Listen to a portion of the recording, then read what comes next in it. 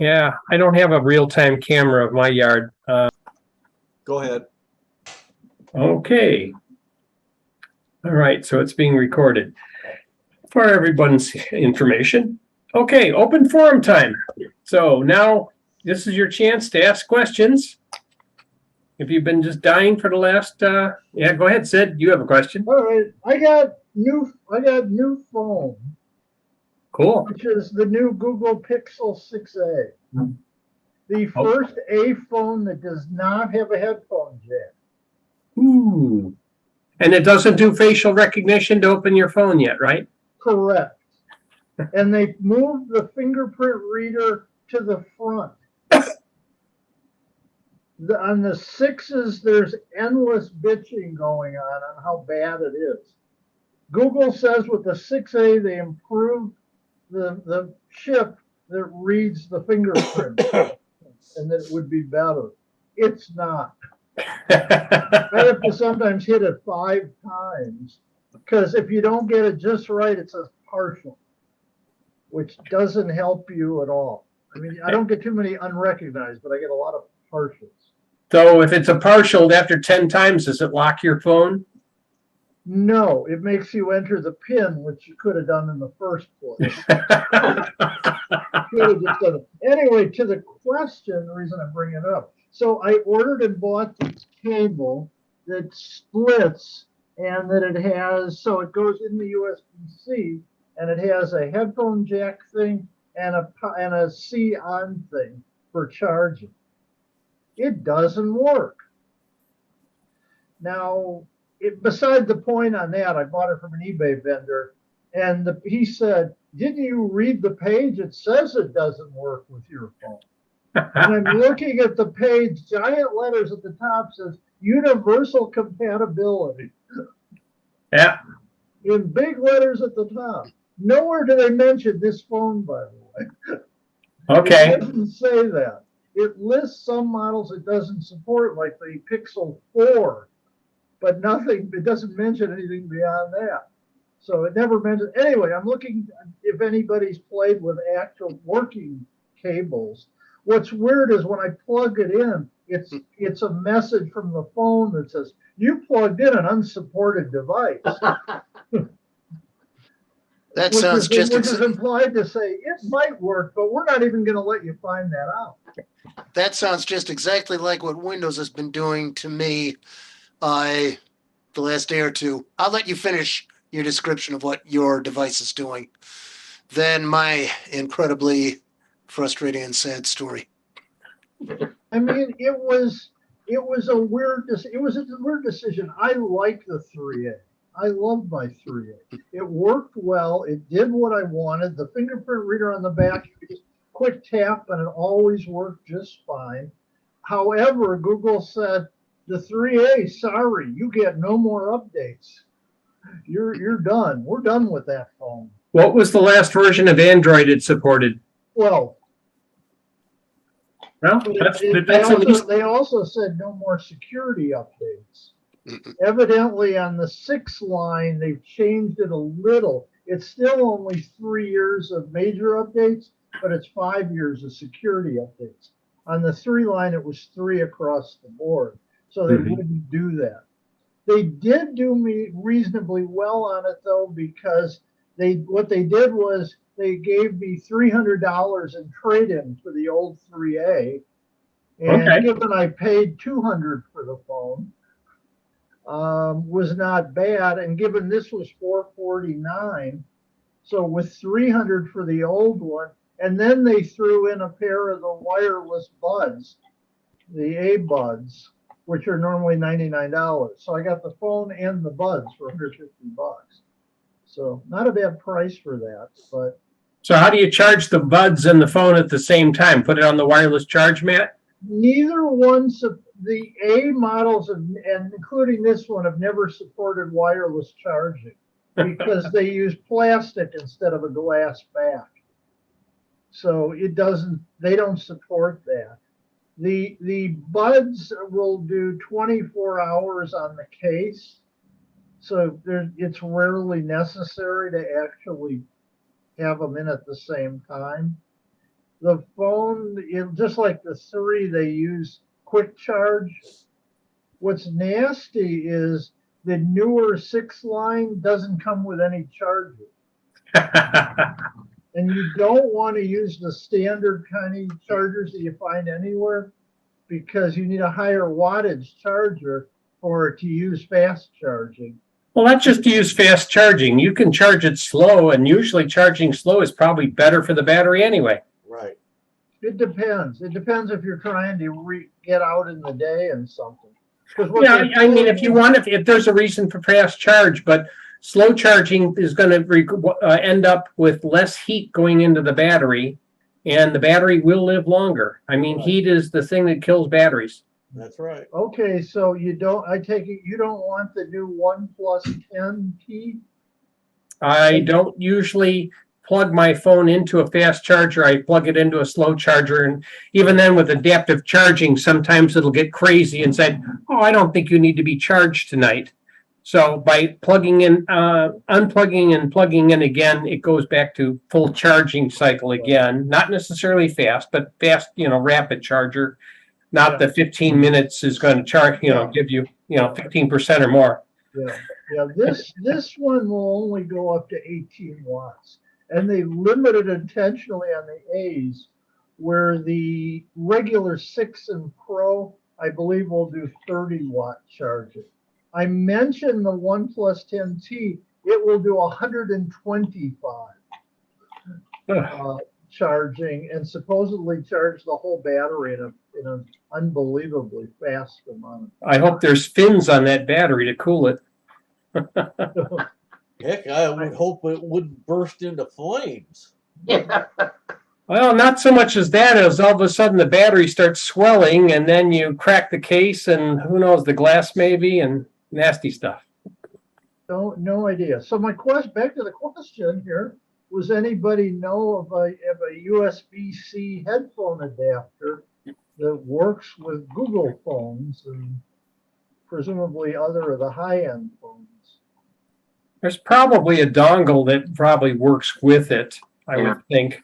Something that basically is a USB device that is recognized on the USB-C port, and then because you got power supplied either from the phone or from the external charge port, is able to then power itself, so it can then drive speakers or drive your headphones. Well, that's the thing. The one I got on eBay was $2.54. The one sold by Google in the Google store is $35. And only has the headphone jack, not a USB-C pass. Well, trust me, just like with Apple and how expensive their stuff is, there are going to be a lot of copycat manufacturers out there creating compatible ones. Not all of them are going to be good for your phone, but some of them will probably do a good job. Yeah. The real best answer is I need a new car. The thing is, my old Rev has a CD player and a cassette still, and I use a cassette player with the headphone end coming out of it with the adapter, and that was plugged into the old phone for playing music. It doesn't have any Bluetooth type stuff on the old car. Oh. Most of the ones I see are for older Pixels, not the current 6A. Well, the older A's all had headphone jacks. Well, no, but I see some things on Amazon that are like a multiple port where you could plug in, and I'm not sure what that one is. That's got a male to a female, so who knows what that one is. Okay. No, I just did a quick search, a web search to see what was out there, and there's a plethora of ones that could possibly work, but they don't advertise Google 6A. Yeah, the 6A is fairly new. It's only been out a few weeks now. So. Yeah. Well, I saw some, but I didn't see the ones with what you were looking for. You're because it's a very new phone, it'll take a while before you start seeing competitive devices out there. So you're Yeah. just going to have to roll with the punches until somebody creates one, and it'll be a fraction of the cost of the one from Google Store. Yeah. So you had a story about that, Bob? It wasn't about that. It's completely unrelated. Okay. All right. Are we ready? Sure. Go ahead. You folks may know about my Intel NUC PC, which I had all these advanced features and a really up-to-date processor. Well, I had noticed that the fan was revving a lot. Yesterday, just before a Zoom meeting, it died. Oh, Sudden, complete failure. Couldn't get into the BIOS, couldn't boot. Oh. That's going back. It's obviously that they did not manage heat issues adequately. However, I have added a lot of peripherals to it. I've run it through some long antivirus scans. I've run it through other long processes. And Zoom meetings always gave it a strain. So I apparently, compared with my older one where all that happened was something in the power supply failed after several years, that would be expected in these tiny PCs. This one had an obvious heat-related failure. And I don't know whether they're going to replace it because they may decide, well, you did some modifications and that voids the warranty. Ooh, that wouldn't be good. They don't usually say that it's simply NUC, but they can. It depends on whether or not they ask questions and what kinds of answers they get. So, finding myself in an emergency, first of all, for that meeting, I was able to set up my Chromebook, which runs Linux and Chrome OS. I could have done either one to get into the Zoom meeting. So I got in through Linux, ex Ubuntu, on a Chromebook, and that worked. It only worked because that's a relatively pricey Intel-based Chromebook. If it was a cheap Chromebook, it wouldn't have worked. If it were ARM, I'd have been, well, there is an ARM version of Zoom, so it might have been possible, but Linux wouldn't have been there. It would have been Chrome. Yeah. And I wouldn't have known how to work it. So what I decided was I need a computer which isn't going to be subject to so many overheating issues. I decided, well, what I needed was a Pro Windows. It's obviously going to be Windows 11 Pro, and it would be a kind of a business class tower or mini tower, either one. A tower case, I figure, is nice and spacious. It's not going to have heat-related issues related to these new processors and these new SSDs that run really, really hot. And it's got a nice big fan to keep everything moving. And so our local micro center in Cambridge, Mass. had a pretty good deal on a power spec model, which is their brand. And I think ultimately it's similar to one of the Asus motherboards. But anyway, regardless of that, it has a 12th generation Intel processor. You didn't go the Ryzen route, huh? No, I'm not familiar enough with Ryzen to have done that on the spur of the moment, which I had to do. If it weren't a forced decision, I would have looked into that. And Ryzen, Linux can have some issues with AMD. If you don't have Intel. Intel is a little better established and a little more cooperative with Linux, although AMD is not bad at cooperating. They open source stuff too. well, But anyway, so I'm setting up Windows 11, and I was able to use my existing Linux, my Ubuntu Linux anyway, because it was running from an enclosure. And the enclosure just happens to be compatible with the USB 3.1 Type A ports that this has. This doesn't have the Thunderbolt that the NUC had. It doesn't have Thunderbolt 3 or 4. It does have an open PCI slot, PCIe rather. So I might be able to add such a thing as Thunderbolt if the motherboard can take it, which it probably can.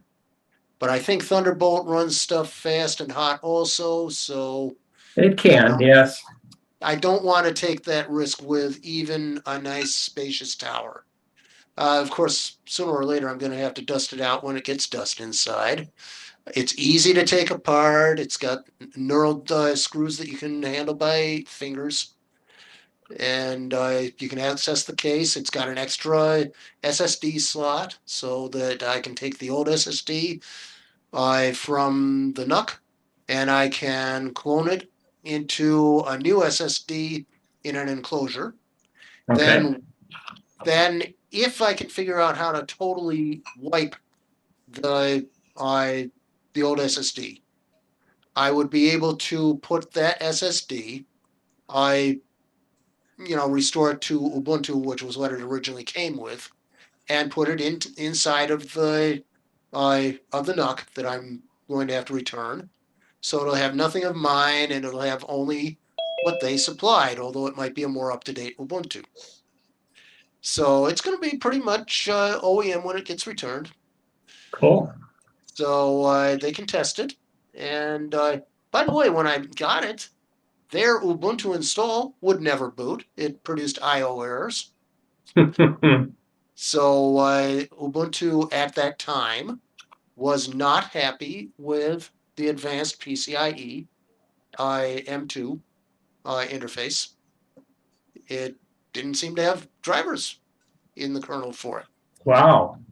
Linux lags a little bit behind on those things. Uh-huh. Anyway, my Linux Mint did not survive because for some reason, Mint is really simplified in how, once it's installed, how much can be changed in its configuration. It's more simplified than mainstream Ubuntu. So if you have a different hardware configuration that's outside the norm, then it doesn't like it. And it has a great deal of difficulty adjusting its grub configurations. Okay. Compared with full Ubuntu. So whereas my full Ubuntu survived very nicely, Mint I ended up just having to. It's just experimental and demo kinds of things anyway in there. So I ended up blowing that away. I do have a backup of everything, and I know where, I've got my software markings and all of that, so I can bring stuff back. It's the home directory you want to save in Linux, and I do. All right. So anyway, I have a new PC. Cool. And I'm still learning what Windows 11 is about. Oh, yeah. Yeah. Trying to make it less obnoxious. That's usually what I find. Good luck.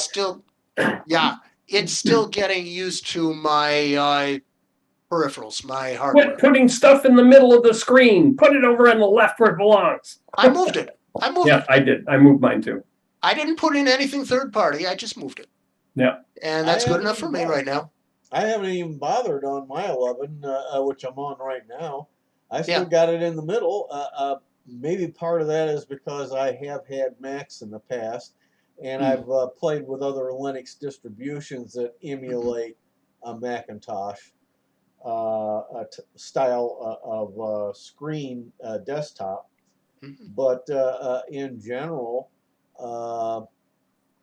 most of my 11 here, I try and keep it as close to what, shall we say, was delivered and live with it. Adaptability is one of the keys. You got to have patience and persistence when you're dealing with computers, or you're going to have even worse nightmares as you screw things up and get more frustrated. Yeah, if you do over customize and anything happens and you have to reinstall and rebuild or restore from a backup, it's a lot easier to do if you haven't changed too much. Right. Well, it depends on what your backup is. If you use DD for a backup, you might be likely to get more of your stuff back. Yeah, well, I mean, like Windows, when you use things like Macrium Reflect. Yeah. You'll get stuff back, but you may not get all your settings, or your settings may no longer work quite right. Yeah, true.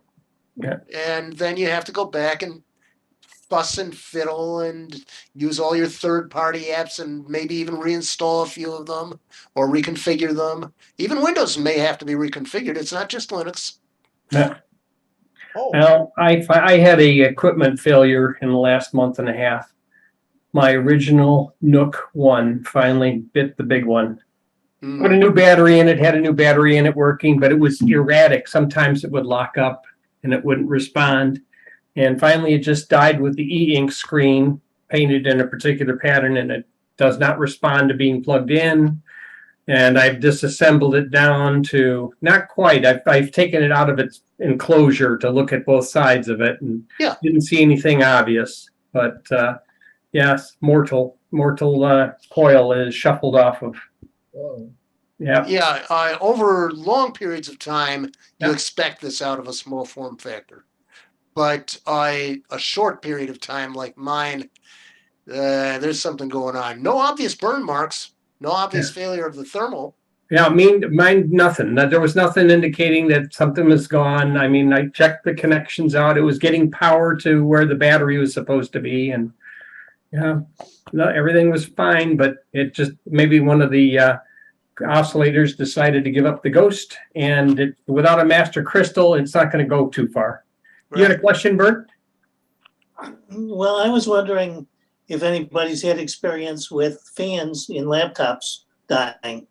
I've had that all the time. Little fans that die. Usually they just get dirty, and you clean them out. You're fine, especially if they're brushless on the higher end PCs. But yeah, they fans do die, and I've had to replace them. I purchased fans and replaced them, but it's a pain to get down to that level where you want to do it. I mean, it's you got to really want to keep that laptop around. This one runs hot because it's a design issue on the HP EliteBook. So, I mean, it's cooking at about 60 Celsius, but as long as I don't, overtax it too much. I mean, if I were to submerge it in liquid nitrogen, probably run better, but then I couldn't type on the keyboard. well, another thing is on the better laptops, they have ball bearing fans. A lot of the cheap ones use what's called a sleeve fan, and those wear out fast, and you usually can't get replacements for those. But the only other option you got are these, they call them a laptop fan. It's something that sits underneath the laptop, usually has anywhere between 2 and 3 fans in it to suck air through the laptop vents and pull the heat out of the unit. Well, in this case, this friend of mine went on a trip and brought his computer on the airplane. This is one, and it is the highest capacity of any laptop fan you can purchase. Yeah, and that one there is a single fan. There aren't that many that are single fan, and it's just a case where, especially when you get into larger desktops, they have tons of fans, and some of them are real big. Somebody decided to put one in a laptop cooler, and the laptop cooler sometimes is your only alternative. I had that with some of the first laptops I Oh, and the reason I bought this one is, like I said, I went through evaluation of a number of them, and I said, which one has the most air capable of moving? And that's the one I picked. Right. And it just is, that's 60 degrees Celsius using that fan. Well, I mean, with my earliest laptops, they were cheap units. They had the sleeve fans. You can't replace the damn things. So the only other option was a laptop cooler. Yeah. Well, I mean, the thing is with the ones of the integral fans, it's usually integrated with the heat sink. So the problem is you're pulling out a heat sink and the fan. Sometimes you can replace the fan on them. Other times, if you just use a toothbrush to clean all the dust off of it, blow it out with duster, and then use some of this bad fluorinated hydrocarbon Teflon oil that you can put a couple drops right on the sleeve bearings, and you can probably get another year out of it. If you're lucky. Most in of the this case, time, yeah. In this case, it was an HP machine that was 4 years old, and he had extended warranty on it, which expired about 6 months ago. Naturally. It always breaks after the warranty expires. Yeah, it has the code in there in the BIOS. Has the warranty expired? Has the warranty expired? Yes, failed. Well, the way he knew there was a problem is it comes up with in the power on self test with some text when you boot up. HP, like others, monitors on some of their equipment the speed of the fan, and if the fan is not up to speed, it warns. Especially the all-in-ones. The all-in-ones are classic for that. Well, anyway, just fun and games to look forward to. Does anybody else in this meeting ever read or subscribe to EDN? I do.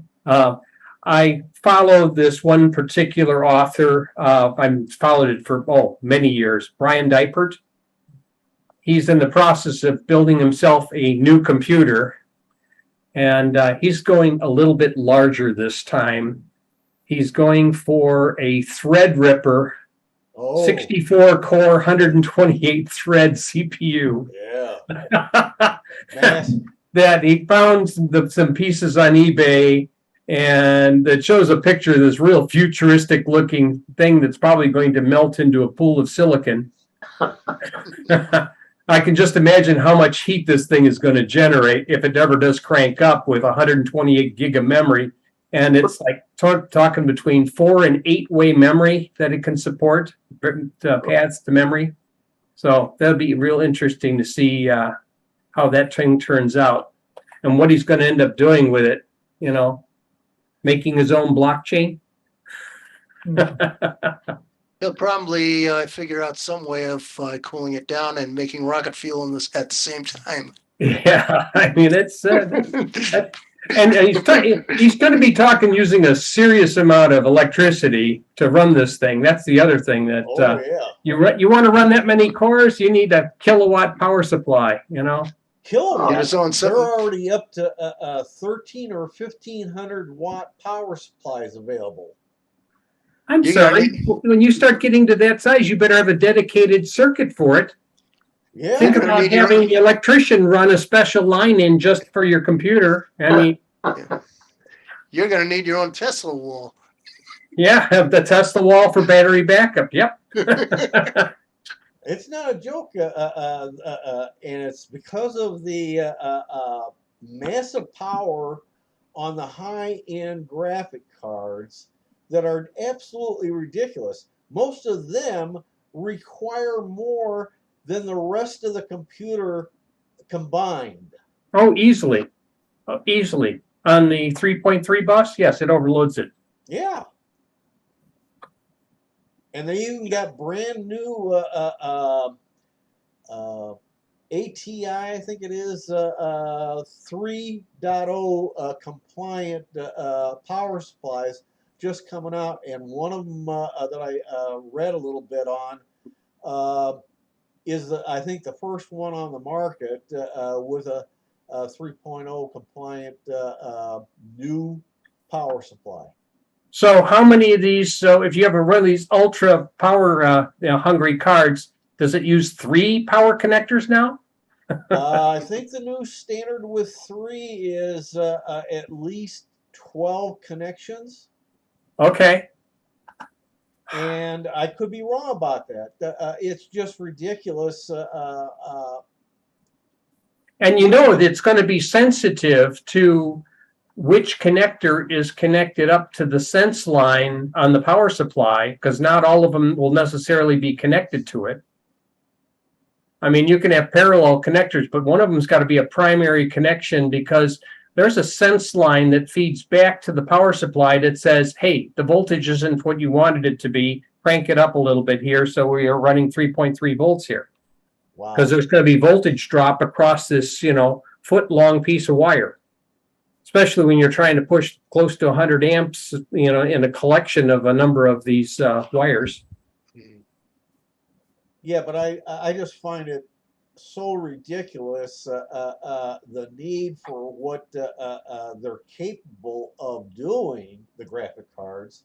But at Well, the yeah, I same, understand. I mean, the other opportunity is, well, we're going to start not using copper, but silver for the conductors and the wires. yeah, but then the next step is probably gold or gold alloy.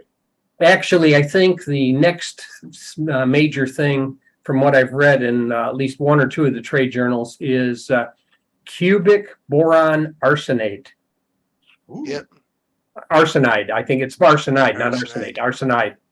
Because right now it's being used as a heat sink material that is, what, 3 times better than diamond? Wow. Something like that. Yeah, very good at conducting heat away, but they're also talking about this might be the next semiconductor because it has a better band gap than silicon and it has better electron hole mobility than silicon, so it can move faster given the same restrictions and the same dimensions. Wow. So your next chip might not be silicon based, it might be boron arsenide based. Now, that's for science fiction. 20 years from now, what do you mean silicon chips? Oh, yeah, those are those old Legos. That's in your phone. Real computers don't use that. Well, I didn't go big on graphics, so there's no separate card. It's just onboard Intel. Well, Yeah, I mean, I have one machine that has like a 670 GTX or something that has some graphics capability, but for the most part, I leave that up to my son-in-law and my daughter. They have higher end gaming expectations. yeah, mine are low end except for one machine that maybe is sub medium grade. Kind of like what they're talking about for the Intel graphic cards. A lot of people laugh at the darn things and the specs on them, but there's a lot of people that don't need those super high end ones that all the crypto miners want. Yeah, and you're paying a premium for it, and the software rarely works out of the box first time anyway. And you're going to search, what driver do I want to use? What's the good driver that's going to work on this? And Yep. you're going to experience probably the first year or two quite a few driver updates and some of the support software that they include besides the driver. Oh, yeah. Oh, yeah. Let me But I write this mean, for them. if people are wanting Star Trek type of holographic rooms where it looks so live and so real, okay, fine. Die and come back to life in the future, 1 to 200 years from now, and maybe you'll get what you want without going through all this happy crap. Yeah, good luck with that. I don't think that's going to work too well. Well, immersive AI has been under intensive development in the Boston area. Oh yeah. Some of the leading companies are here. Oh yeah. I mean, the VR AR is getting real good, but for realistic purposes, it's probably going to be another 5 years before you really have something that's usable. And it's Well, if you look at what the Russians did, taking a Chinese toy robot and then saying that this is their drone dog that's going to go out and hunt Ukrainians. Yeah. But I mean, generally speaking, the AR VR is at least 5 years more, and it's going to take almost all that 5 years to develop good software that people are going to want to need and use with the VR AR. Yeah, and a new operating system to go with it. Do you want to call it Skynet? Yeah, whatever. I mean, God only knows what the future is on that. Some are speculating right now that Microsoft may already be developing Windows 12, but because they changed their scheduling to try and create a new OS every 3 years, roughly. Well, I got news for him. I'm not moving this thing off a 10.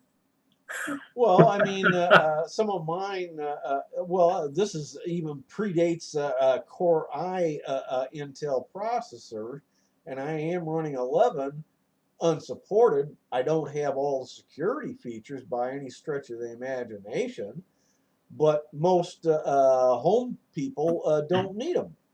It's really for business and for people working for businesses from home that need that high-end security capability. Yeah, Yeah. I ran into a problem with my new PC that is very closely related to the security bit Yep, that they're doing with Windows 11. yep, Core isolation yep, and memory restrictions. yep. I couldn't even install new drivers That's right. for my existing hardware. If they don't, if they're not signed ones in particular, it won't work. It's worse than that. Oh, I You know have that. to have, if you want access to certain areas of memory, you either have to switch off the core isolation for a little while, or you don't get your drivers. Right. And it's one of these queer things that is going to cause lots of support issues in 11, and 12 will probably be worse than 11. Yeah, well, the other thing about 11, the other thing about these drivers is you kind of have to let the drivers and the hardware you've plugged in run for a little while before Windows 11 gets used to it, and then you can just tentatively start putting in the security again. Oh, In other words, it's learning. It's in a Windows learning learns a process. little, it adapts. But I think the security does have some kind of learning, machine learning. It must have it, and AI is getting into more and more stuff anyhow, even in application programs, especially photography and video. Okay, here's a little bit of a switch. Who out there uses Outlook with an Outlook account on a cell phone? Have you noticed something that happened this week? They've got a new version of Outlook Lite. No, not that one. Okay. In the middle of your list of emails at the top, it now puts ads in there. Oh, yeah, well, Microsoft's been moving to that model for quite a while in a lot of their stuff. But they finally moved it to the cell phone version. For the longest time, it's been relatively decent, okay, letting you read your emails. Right. And then commensurate with this particular function, it looks like they've also disabled some of the spam filters that have been protecting me. Because instead of, so this ad starts showing up at the top of my list, and I can hide it, and it goes away for about, maybe about a minute, and then it comes back again. And usually it might be the same ad. But I've also noticed that spam has increased to be like 25 to 30 emails a day. Wouldn't be surprising. Some of that is just the volume and, quite frankly, the sophistication of the spam that's coming through. Gmail has had a lot of issues in the past few months. I've been relatively lucky with Gmail. I don't get any spam on one of my Gmail accounts, on my main one, because I don't do a lot with it. I do some things with it, but not a lot in terms of advertising it anywheres. It's been happening to even those of us who don't really use it everywhere. But the server that I'm finding that is spawning this email, or where it's sourcing from, usually is a Microsoft server.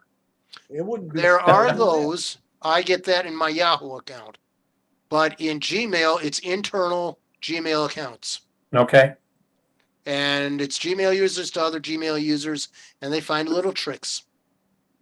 Interesting. Well, all the malware and hackers, as soon as you put up a roadblock to something they were doing, they find new ways if they don't already have them sitting there ready to go to get around the block and keep on doing whatever the hell they're doing. Well, I was getting the random ones from different sites, but then all of a sudden I started getting an increase. And at the same time of this ad that showed up at the top with the newest version, that's when I noticed it. Terry, did you have feedback on it? You'll have to unmute. You're muted. Oh, what did he just do? He unmuted. Yeah, he done unmuted. I think he was waving goodbye. Oh, okay. All right. Well, I'm using Outlook on my phone. I've got Hotmail and it uses Outlook, but I'm not getting any. I just get my emails. Well, next time it doesn't update in Google Play, you might find you get new stuff coming down. If you tell it not to update your apps, you might be safe for a bit. I'm pretty sure it came in with a new update to Outlook, the app. Well, I'm using iOS. Oh, you're using iOS. Well, it might be a little bit longer before it comes, but I would think I'm surprised I don't see anything with my Outlook 2016 on my desktops and laptops. I almost started to expect to see it there too pretty soon. I think it's not quite right for them to start charging or putting ads in the middle of something you already paid for. But Why not? Cable TV does. Yeah, cable TV does it all the time. True, but yeah, the problem is that is a monopoly, and I am allowed to go other places as well. And if Microsoft realizes that, then guess what? Maybe it might be harder. I use Fastmail. I don't care. Yeah. Okay. I may have to switch like clients on my phone to try and avoid some of that. Right now, it's only at the top, but I'm waiting for more to show up.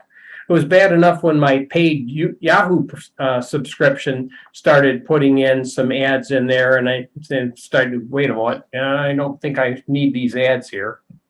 Not if I'm paying for it. Yeah, I haven't paid for Yahoo in a long time, ever since they restored the ability to do pop in a free account. Oh, heck, I've never paid for Yahoo. Period. I refuse to do that crap.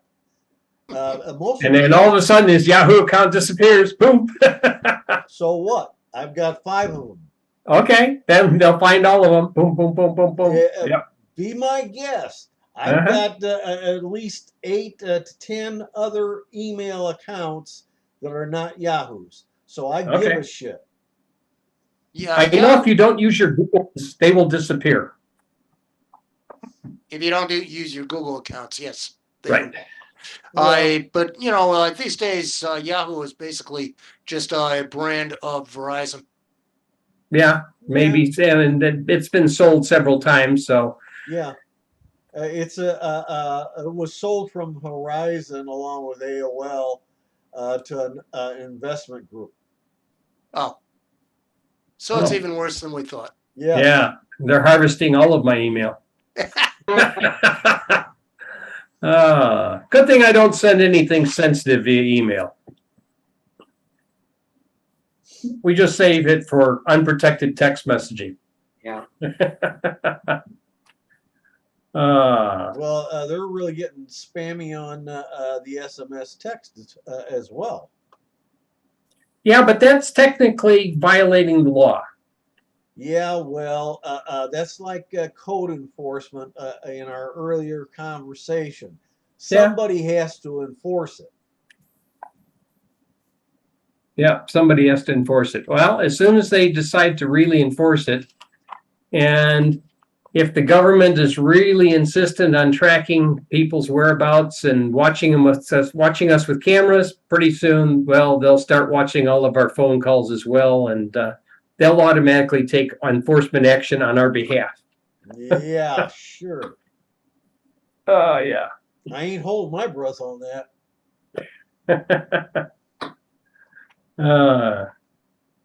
All right. Let's see what else. Anybody else got a question? You've been quiet, Dennis. No questions today? None. Okay. Just thought I'd ask. I had, like I said, my original Nook died. I may have to dig out one of my significant other's old Nook books that she's not using and convert it to transfer a lot of my e-library to. Part of the problem is I have a number of different formats that I've saved books in, and not all of them are supported by the other ebook readers that are out there. Yeah. If you get Kindle, it doesn't support one particular format that's popular. And if you get one of the other brand X readers, then it doesn't necessarily play all the time with some things as well. So There is an open source program, Calibre or Calibre. yep. I have Calibre, the utility on my laptop, one of my laptops at least. And that's one of the things. The other thing I would buy books when I couldn't get them in the format for Nook. I would buy Kindle, and then I'd have one of the tools to break the copy protect on it and turn it into a something that was compatible for Nook. And then that seemed to work better. Hold on, let me see. I have one of my libraries here. There, users. Let's see. Go to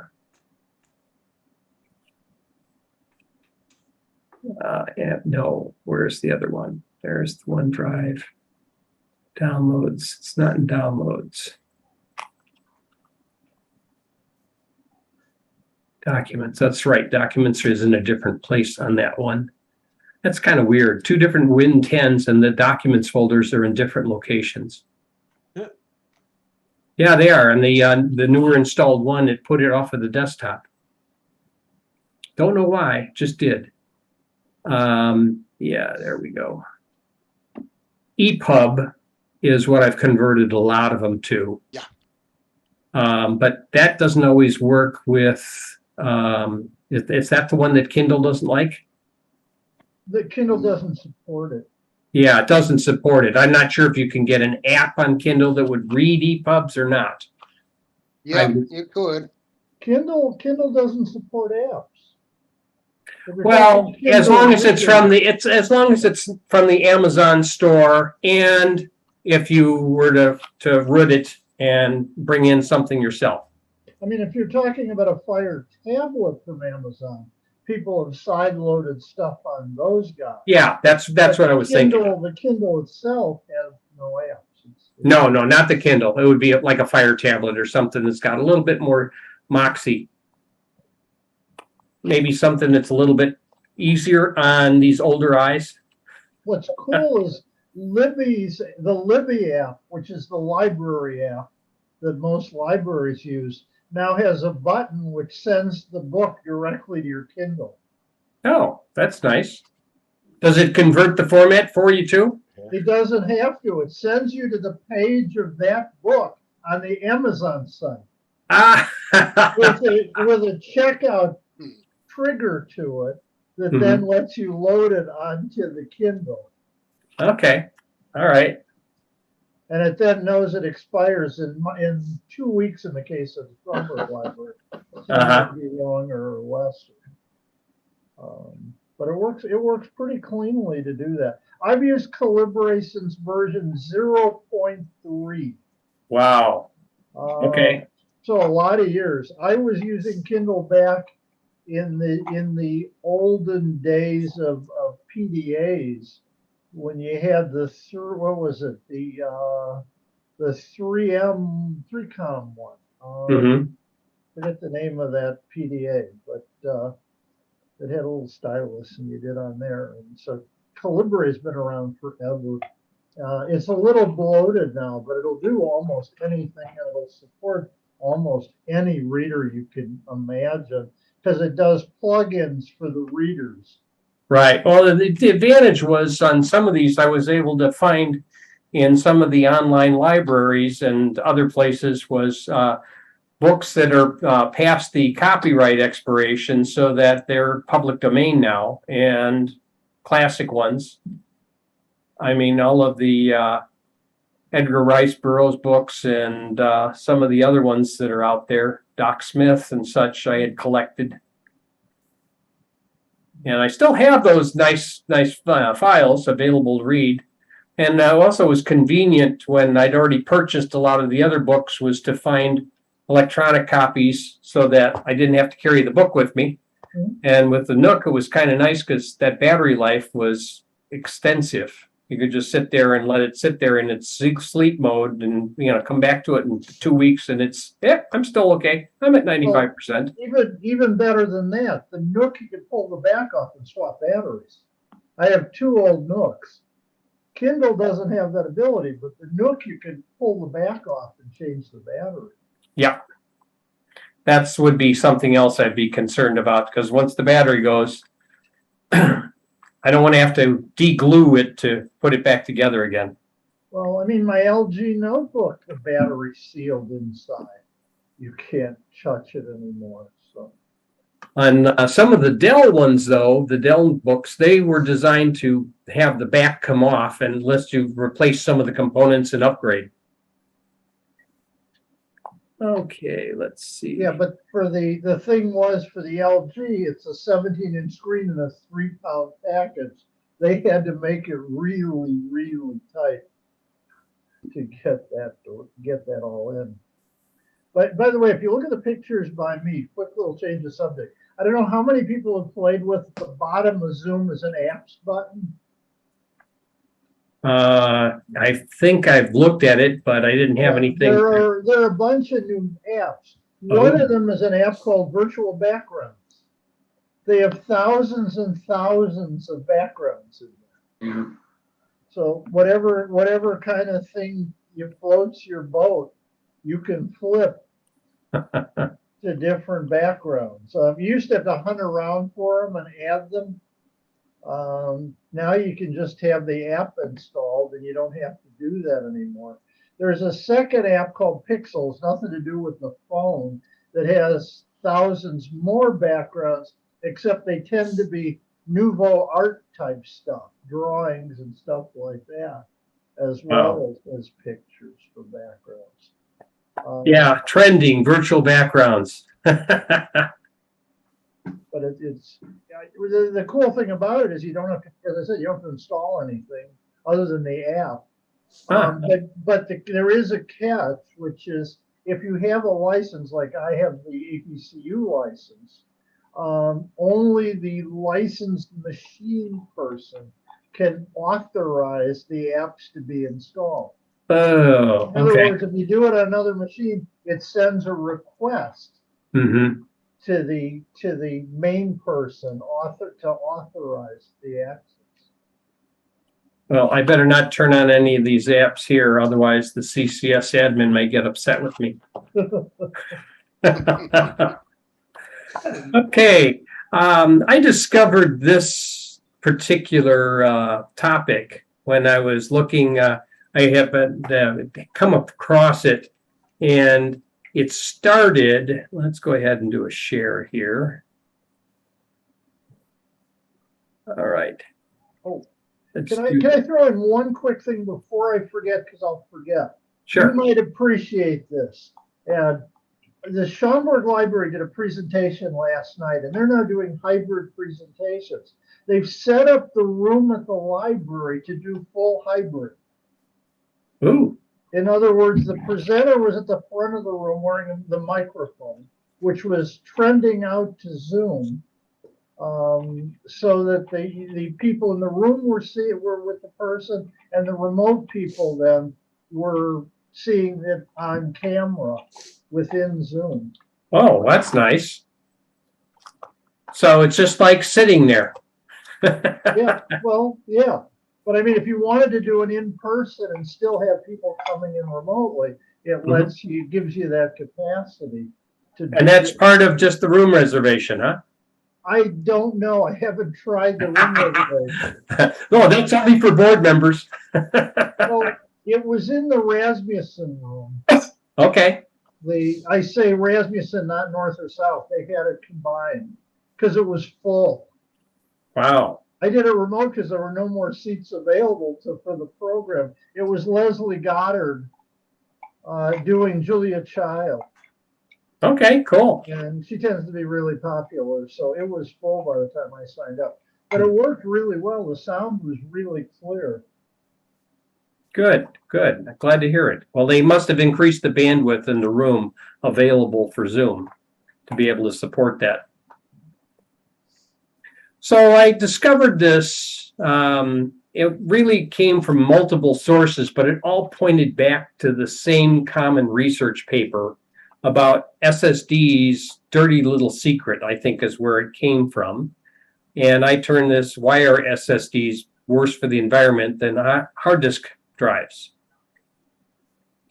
Okay, so I found in multiple interpretations, I forget the original one that I pulled up that had this, if it was like a Tech Republic or some other Tom's Hardware, multiple people had very similar takes on this and interpreted the information in it differently. But this is the actual paper. If you want to be able to pull the paper up, I'm going to click on that and go ahead and pull a copy of it and save it down. Let's do this. All right, and I will save it. Let's see if I can. Good, save it there. All right, and then what I will do is I will open CCS.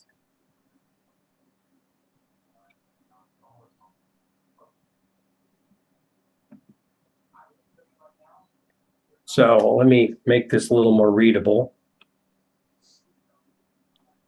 So this is the actual paper that they presented. I'm sure everyone can see it. But anyhow, I will summarize some of the stuff that they present in here, and then I can refer back to their paper as needed.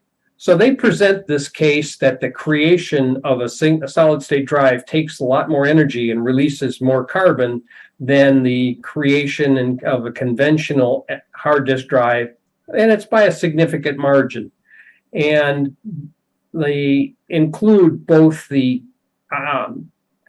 manufacturing costs, or they call it CapEx because it's a capital equipment expense, and OpEx, or their operational costs, over a 10-year period.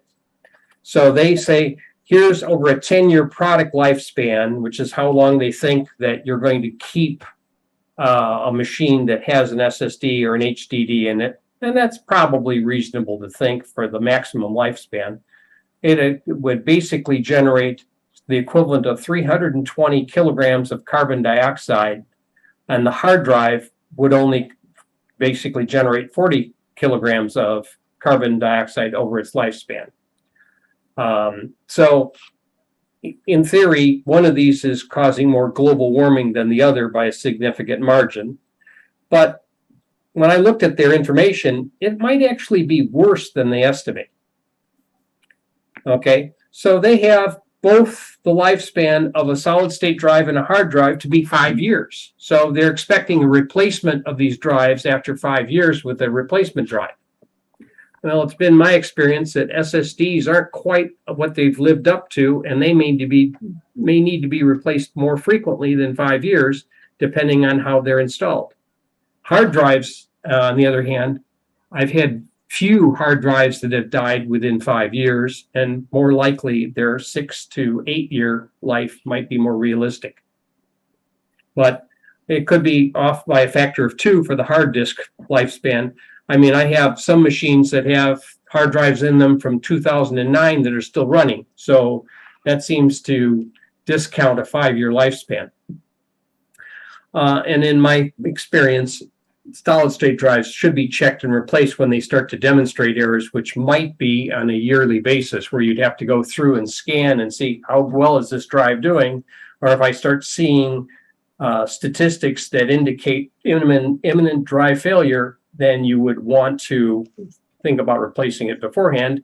And that's going to increase the amount of carbon dioxide that's released for the same scenario. So they do present mechanisms in their paper of how they would come about extending SSD life in their paper, but it might not be as practical for end users. So interesting way that they came around and calculated the amount of carbon that's generated for some of these things. They went through and they were pulling down these life cycle analysis papers from vendors.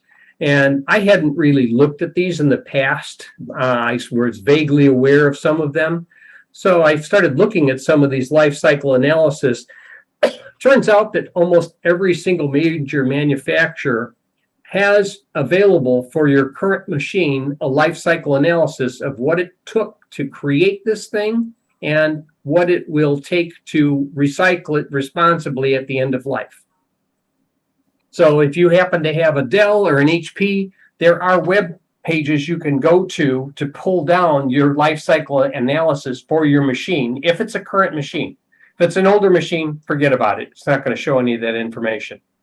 So what they did is they managed to find 94 separate life cycle analysis papers from 8 different vendors, including Apple. Apple was not to be slighted. They have a lot of Apple reference in some of their footnotes. So they were able to, within these life cycle analyses, they have separated out the solid state drive and how much energy it took to create it. So they don't give you the information directly of what you want, but they give it to you indirectly. So what they were able to do was to extract information out, and then they were able to come up with an algorithm on how to analyze the information. I will show you their information. But they had different scenarios for each type of device: server, workstation, desktop, laptop scenarios for the operational aspects of it. Okay. And they're trying to break down the costs of these things. This is where they came up with their algorithm, where they basically have all of these plot points, and then they analyze by storage size what the energy cost was to manufacture it, and then they could normalize it and then come up with a curve fit that basically lets them calculate, based on the terabyte size of the SSD, how much carbon it consumed. So they used those models. So they went through this, they analyzed it, and that's where they came up with the numbers. But then I started looking, well, what's the bigger picture here? Okay. I didn't have a super lot of time, and I didn't want to go into and take apart their paper completely, but basically they did a really good job of it. And I have a link to their paper if you want to download it in my presentation that I'll submit. But you can see they calculated energy costs for both the running of these things plus the creation of the devices as well. Okay. And that's where some of this,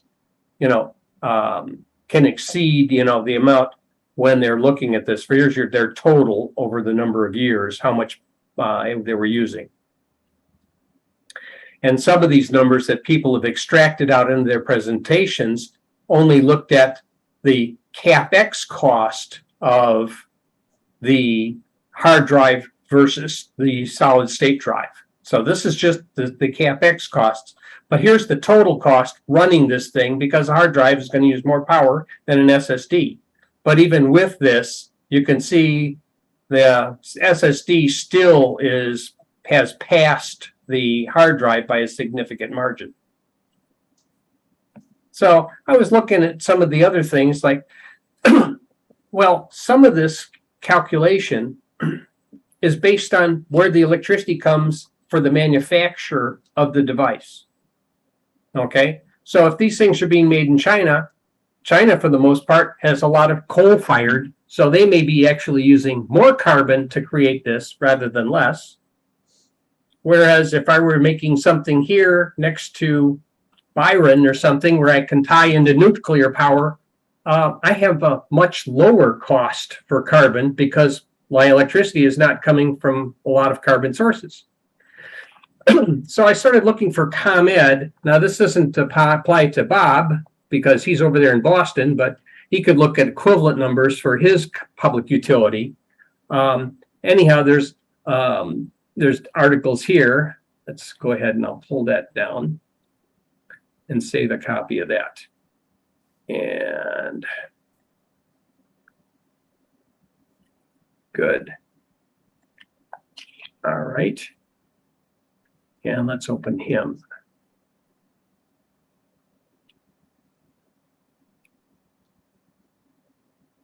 All right. I looked in two different places for this. I found several older versions of this environmental disclosure report, but this is the last complete year that they have for ComEd. And this basically shows where ComEd power is coming from. Right now, we have about 34% of it coming from nuclear sources, which contribute no carbon. And 38% comes from natural gas, 22% from coal. And the coal has gone down. It was 26% in 2019. It's down to 22%. Solar has gone up from 0 to 1%. Wind power is still remained at about 3%. Hydro went down from 2 to 1%. But the important thing that they come up with here is this little number right here. So in 1,000 kilowatt hours, here's how much carbon they generate to put the power into the grid for us users of ComEd in this area. Now, hold on, let me see what they're. Yes. Oh, Bob said we have National Grid and Eversource.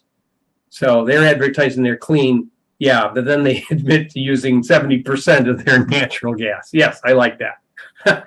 Natural gas it's cleaner than coal, a lot cleaner than coal, but it's not free.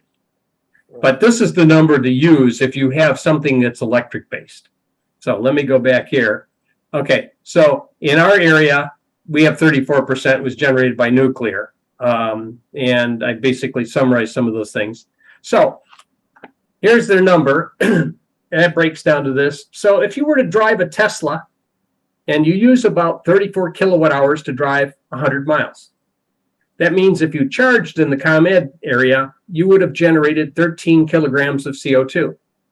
So having an electric car doesn't mean you have a free ride. Uh-oh, did I unplug something? Something just dimmed here. Make sure my battery is not unplugged. Yes, it did.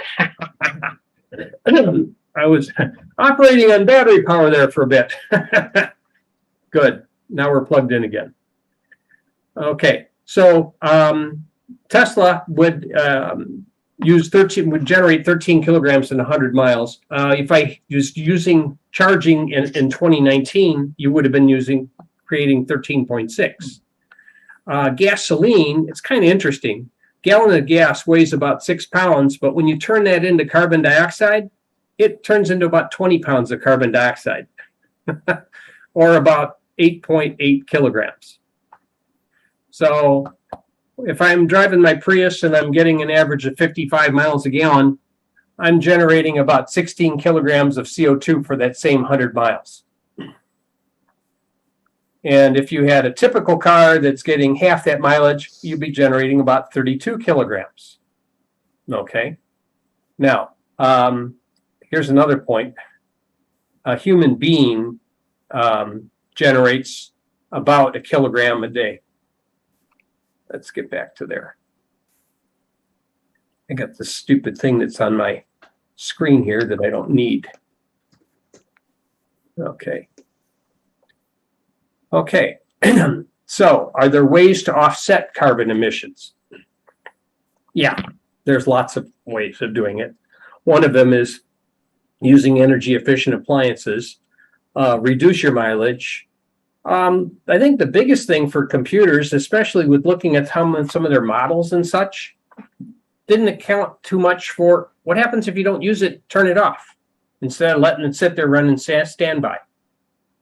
If it isn't being used, you shouldn't use any power at all. So turning it off might be more advantageous to offsetting carbon emissions. For humans, you can also stop breathing, but that has limited benefits if you have it in your will to be cremated, because some states will soon allow you to be composted, but even composting generates some carbon. So plant a tree. That's always a good idea. That's why we were discussing trees earlier here. According to the National Arbor Day, a large tree can absorb 48 pounds of CO2 per year, or about 22 kilograms. So if I'm sitting out here with somewhere between 30 and 50 large trees, I'm putting a lot of carbon into my carbon bank here outside in the yard. And I'm hoping that they're going to absorb a lot of this. But when somebody thinks about, oh, I'm using a solid state drive, it has no moving parts, I'm basically saving the environment, you may want to let them know that it might not be true. Any questions?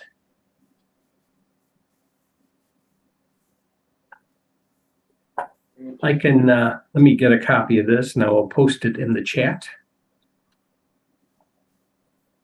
All right. That's the wrong one. There it is. No, that's not the one I want. That's the one I need. There it is. Good. All right. Find me chat. There's chat. Okay. My computer desktop. There we go. And it's in the chat for anybody who wants. Heavy oxygen. Oxygen is pretty much, oxygen. That's why when you mix it with carbon, if you've ever looked for the complete equation for balancing the combustion of octane and oxygen, you'll see that you have 2 molecules of octane consume 25 molecules of oxygen, and it turns into a whole lot of carbon dioxide. Yeah, I was just pointing out that the oxygen is a lot of that weight. Yeah, it is. It's a significant. It's all based on molecular weights. Yeah. Of course, if you burned it in a nitrogen atmosphere and you could find a way to do that, then it would be a little bit lighter, but.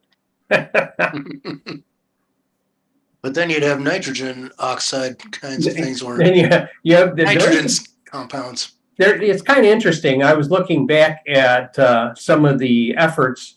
I didn't realize that with reduction of a lot of the pollutants, we were able to reduce the acid rain significantly, so it's no longer a primary issue. Yes and no. Nitric acid pollution has actually increased. But the sulfuric acid is diminished. Yeah, the sulfate was in itself poisonous to the environment. And it was also what took the paint off your car and the top coat off your car. Right, and the nitric is fortunately much diluted, and the grass loves it. Yes and no. If you're out east, you're going to see levels of nitric acid that liberate aluminum from the alum layer in the subsoil, and that kills fish. Oh, it will. Okay, interesting. So, yeah, it was a little bit of an eye-opening, and I thought this might be a little bit of a different presentation, and thought, well, I wonder if anyone's talked about this before. I've never heard So, of it before. Yeah. If anybody else has any comments on the environment and what they thought they should do for it, let's, recycle more computers. Even the recycling of the computers is taken into account in some of the life cycle analysis. So some of these are much easier to recycle than others. I imagine the thing is, most electronics that are sent for recycling don't get recycled. Right. Yeah, get ground up and put into a landfill. Right. It's just that it doesn't happen here in the U.S. Yeah. If they still had the gold-plated motherboards, they would probably be pulling the gold off of those too. Sure. Yeah. And they would do that by putting it into a vat of cyanide, letting the cyanide dissolve the gold, and then deal with the other metals later. Yep. Interesting way. Not to mention dealing with the cyanide. Well, that too. I mean, but in some of those places, they're a lot less safety conscious. Yep. I try and recycle things by, I've been basically carbon storing them in my basement.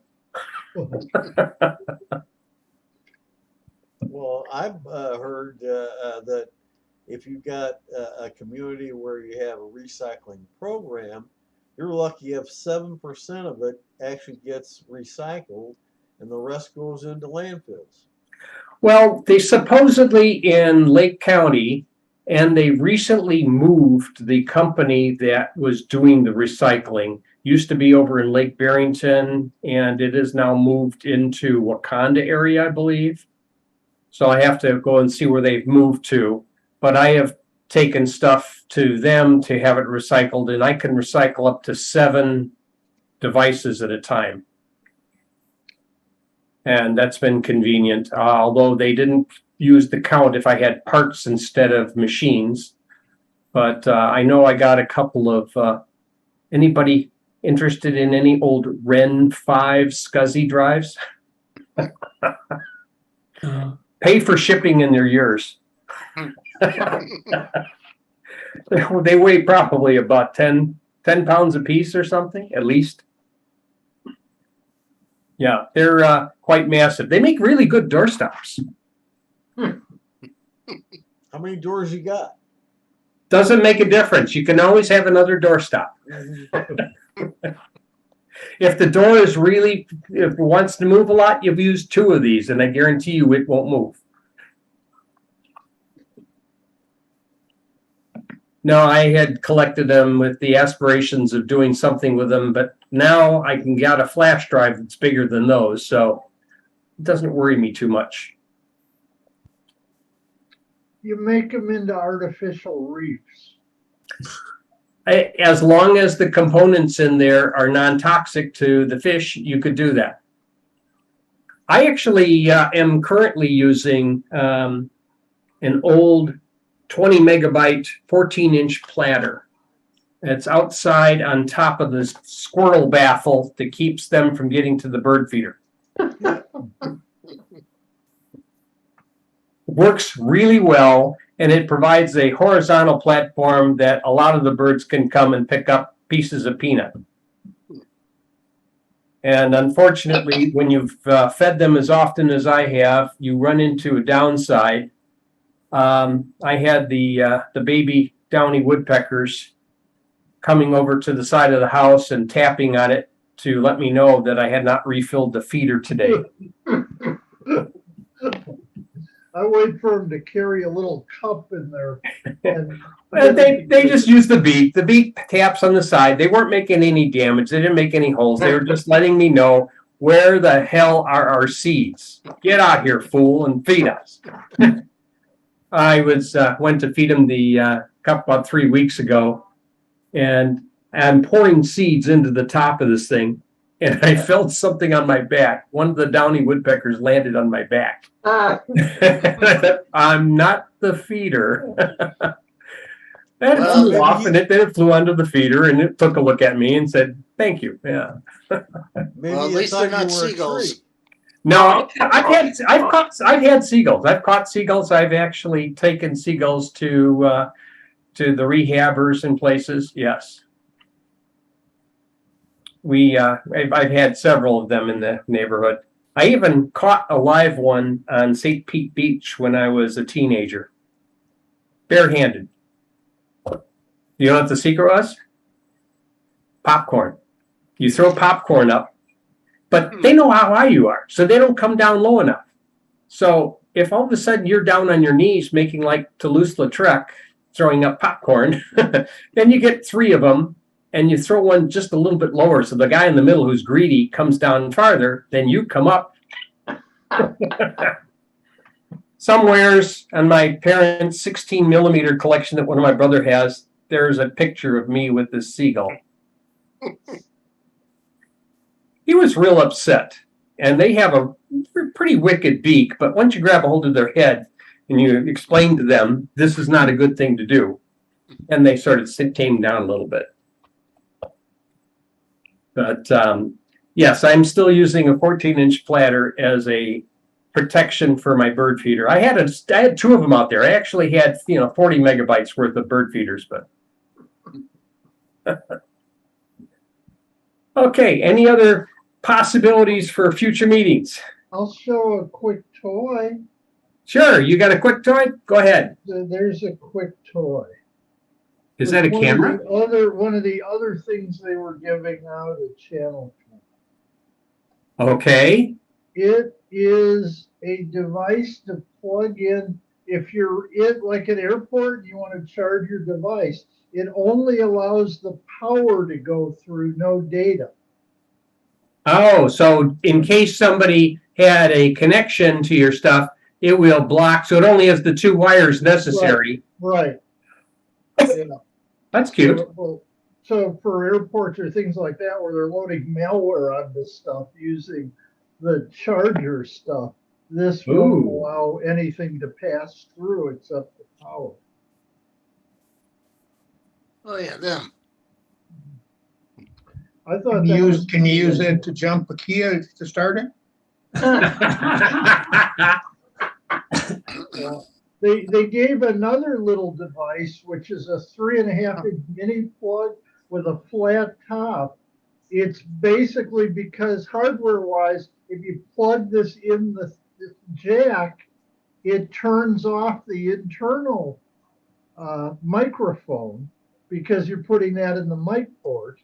And so it doesn't allow the device to turn on its microphone. Well, yeah, because when you physically plug something into the jack, it disables the onboard microphone. That's what it does. So it's just the plug with a flat top on it. You put that in there to disable the mic. Mm-hmm. And then in the kit, the third thing was one of the little sliders to put over the camera. Okay. They're like they see no evil, hear no evil. And they didn't give you any of the rubber ducky USBs? I didn't see any rubber ducky USBs. That's the slang term for it. It's a package and a device that when you plug it into a USB port, it doesn't look like a USB drive. It looks like a USB keyboard. Okay. And it hacks your system based on that because it has access to stuff. Oh, I've got this one of those sitting here. This was from Asus. And basically, when you plug it in, it sends to the keyboard the URL to their web information site. That's a rubber ducky. Yeah. That's what it is. You've got the basic hardware right there. All you have to do is hack that website inside of there to go to somewhere else, and you've gotten control. Yeah, I was not happy about that because I thought they were handing out US flash drives. It looks like a USB keyboard. Yep, that's what it is. There's no memory in it, though. It just sends out the keys to go to their website when you plug it in. There's a whole lot of stuff that lives down in the deep layers of USB. Unfortunately, I've never had enough time to dedicate to go into the details. But there's a lot of things that can be done, and if your driver isn't done right for USB, then you've got a world of problems as well. And that was one of the things I was trying to work around, especially going from Windows XP to Windows 7. There was a couple of major disconnects along the way with USB serial drivers. So, any other comments, questions, future meeting topics? I know I still have that HDMI thing to look at, but my significant other got her hip replaced day before yesterday, so I was a little bit time constrained. How's she doing? She's doing well. This, if you're ever going to get a hip replaced, anterior beats posterior. I don't know what that means. But... Depends on how they go in to replace the hip. If they come in through the front, it's better because you have you have a shorter recovery time, and you have some less restrictions on how you're moving. Posterior takes longer. Of course, that's the way the previous doctor wanted to do the other hip. So we've done that one before. Now we're seeing how well the anterior works. So, yes. So we've been playing sleep deprivation as well. I also had the unfortunate experience of dealing with a hairball at 2:27 a.m. last night. You had a hairball? No, but the animal sleeping between us decided to do that, and I had to strip the bed. It's always entertaining, yes. Yeah, cats know who's in control. They are, yes. Yeah. I know you're really a dog person, Sid. I understand, but cats know they own everything. I grew up with both. I had my tabby for 18 years. I got allergic in my 30s. So I've done both. This, by the way, was another thing they gave out at Channel 9. 3 colors of bracelets. If you wore a green bracelet, it meant you hugged and handshook. If you wore a yellow bracelet, it meant you were willing to fist bump. And if you wore red, it means keep your distance. Nobody could explain what happens if you wore green on one arm and red on the other. Stay away from that side. Yeah. It's kind of a good idea, because otherwise you keep asking people what they're comfortable with, and that way it's just you put on the band that you're comfortable with. And then somebody comes up, what are the bands about? Or somebody has way too many bands on their arm, and it's a battle of the bands. I don't know about that. Or they do a charity event, Band-Aid. Yep, that's Band-Aid, yes. But yeah, probably not. You ever see this one? Yeah, cooking at home. That's no fun. It's a 400-pager. What's fascinating in this cooking at home book is not one single recipe. Not one. Well, what is it trying to tell you to do? It's telling you the philosophy of what to put together, how to put together to make your own stuff. That sounds like a waste of time. You're reinventing stuff that people have already discarded. Yeah, but it's sort of a cross between how to be a real chef versus a home cook. In that real chefs don't have to keep looking up cookbooks. That is true. That is true. My grandma Kalinowski, yes, definitely was a cook most of her life, all of her life, and knew how to make things, but also could tell you how to do it right, and was very good at glumkis and pierogies and yes, all those things. Yeah. I find it fascinating. Now it's 400 pages, but there are weird pages, like there's 3 words on the 2-page spread. So they spread it out. But I found it interesting. It's like they talk about how to make a base stuff. It's like if you take chicken thighs, there are a gazillion things you can do with chicken thighs. Mm-hmm. Make that into something else quickly. And I found it fascinating because they talk about different herbs and stuff to mix in to come up with different flavor profiles. Whether you like sweet or whether you like sour or whether you like savory or whether you're like umami. And well, I have a real simple approach. It was going to Brown's Chicken this afternoon. I traded time for nourishment. Yeah, I attended a lunch yesterday and I got a $25 Uber Eats thing. They've changed the rules on that though. I have $325 right now in Uber Eats credits because I've attended a lot of those things. And those last forever. You can just let them pile up. The new style, you get the $25, but it's only good for 5 days. Oh, that sucks. So you got to use it within 5 days. So Outback, I can get a sirloin steak and a bloomin' onion for about $27. So it'll cost me two. Oh, it is going to cost you a lot more than $27. Got news for you. You have that No. one blooming onion. That's about 1,000,000 carbs. Oh, food, eating, yeah. But the price is $10. Yeah, I saw. We had a blooming onion, and then I went and looked up the things that. Oh, we should have had this.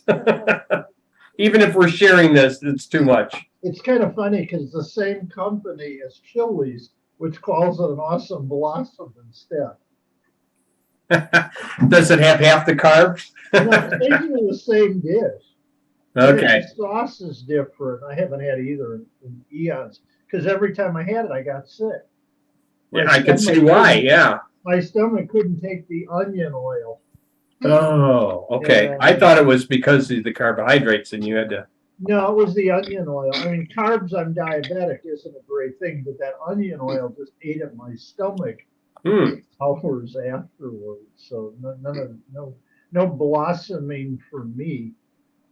I've noticed what some of the doctors have been starting to backtrack on some of their recommendations and previous decisions as to why you should be taking some of these drugs. So now they're no longer recommending the baby aspirins because they didn't see any benefit from it. Yeah. I noticed in my case, they've discontinued my fenofibrate. And they said, well, why don't you want me to keep my triglycerides low? And they said, well, even though you were keeping your triglycerides low, there was no benefit to keeping it low just because it's a low number, that they could say you're not going to live longer or you're going to have less problems. Nothing. There was no statistical correlation. So why are you damaging your liver by taking fenofibrate? So they discontinued it. Fortunately, my cholesterol has not gone up. I've kept the cholesterol low. The triglycerides went back up, but cholesterol is still low. So yeah, I take atorvastatin. I take a tiny 10 milligrams torvastatin, which is like insignificant. Yeah, I take a 20, I think. Yeah, 20, or you can take, like my wife does, take 40. And like I said, with mine, I'm taking just this token amount, and hers is still higher than mine. I'm not sure. She likes carbs a little bit more than me, or I finally was able to find the sweet spot of where my body will metabolize it correctly. Still have the issue with my blood sugar is higher than hers, but we'll see. I keep it. I'm not on the metformin case yet. So, when is that? This is. I got it. I can't get a good focus here. There we sort of there. This is rock kombucha. Okay, fermented drink. 30-day fermentation, never diluted, never pasteurized, 9 billion probiotics. And what other strange things does it have in it that will turn you into a zombie? I have no idea, but I had the worst case of diarrhea I've had in years after taking it for 3 days. If you were going to take that, you better take a teaspoon of cinnamon with it, just in case there's some of the bad biotics with them. Yeah. Well, it says it's 50 calories for the whole bottle and 10 milligrams of sodium and 12 carbs and that's it. Everything else is 0. Yeah, but it's got active cultures. Yes, it does. Although a lot of those cultures get grabbed on the stomach acid before they get where they're going. Yeah, but not all of those will be removed. I know that there was in one of my old Rodale books, organic. It was an organic medicinal manual, and they were talking about a Japanese study of contaminated apple juice. So they had apple juice that was contaminated with E. coli to 100 times the safe level.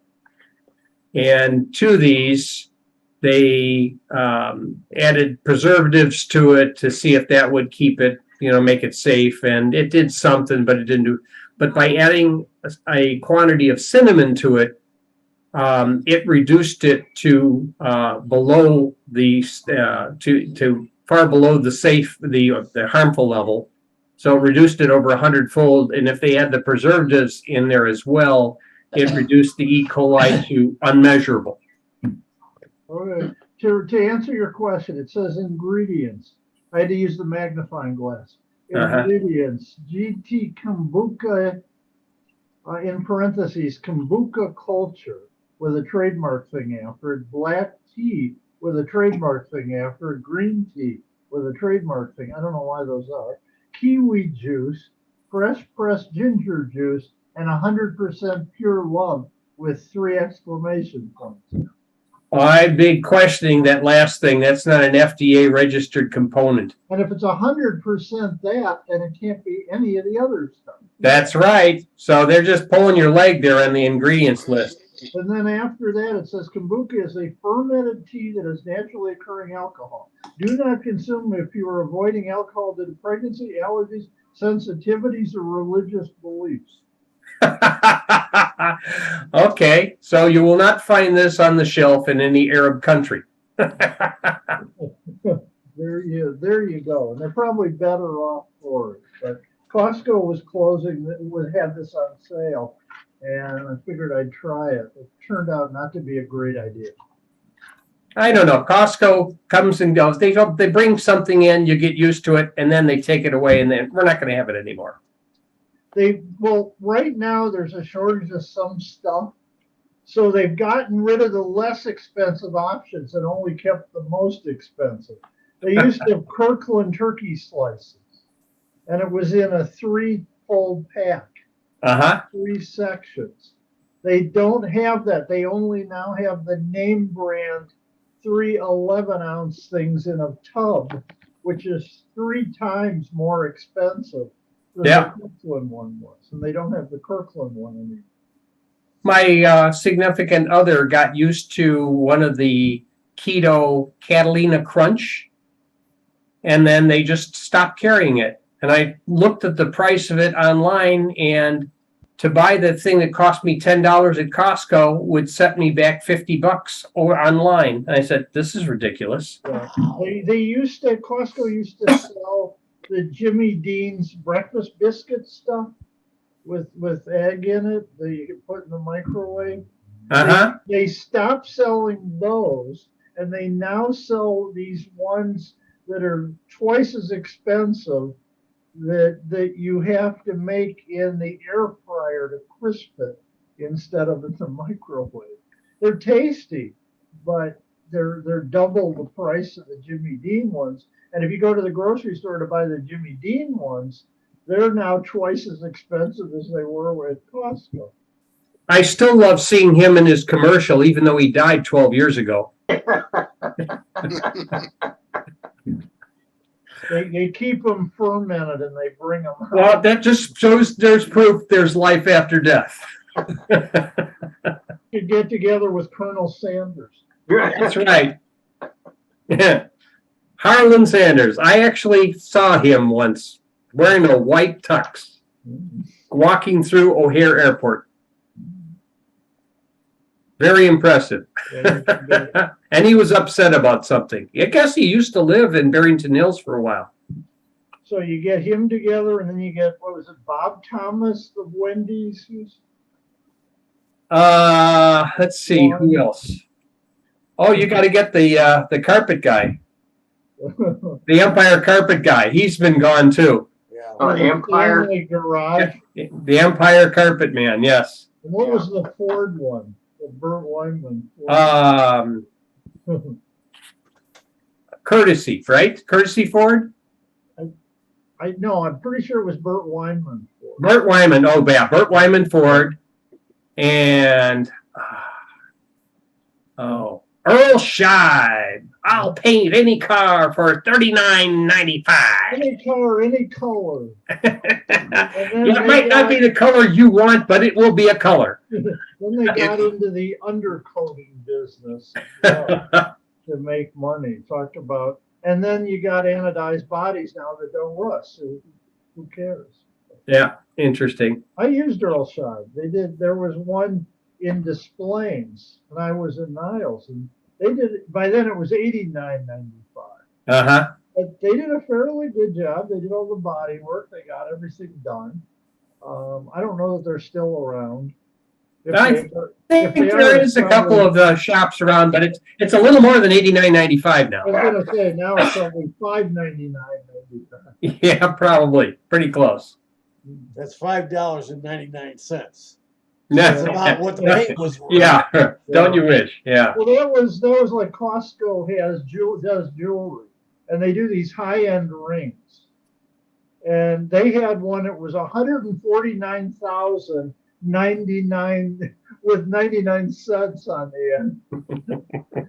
And you're thinking, if somebody could afford the 149, if you round it to 150, it's not really going to make a difference to them. I can't see them going, oh, it's only 149, $999.99. Yeah, but they can Right. go broke if they have to pay that extra penny. Yeah, right. File Amazing. for bankruptcy. Yeah, absolutely. Yeah. Okay, well, I have to probably go here soon. Help my wife move around a little bit. As I found after drinking that kombucha, when you gotta go, you gotta Yeah, go. well, you got it. Well, yeah, she's on some pain meds, so hopefully things will start moving soon.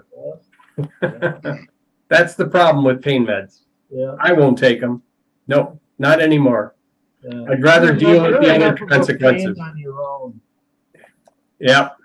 Pain I can handle. That other part I can't. Yeah. Okay, well, I'll try and figure out something for next meeting, and hopefully I'll see you all there. Thank you and good night. Sounds Good night. Good night. All right. Thank you.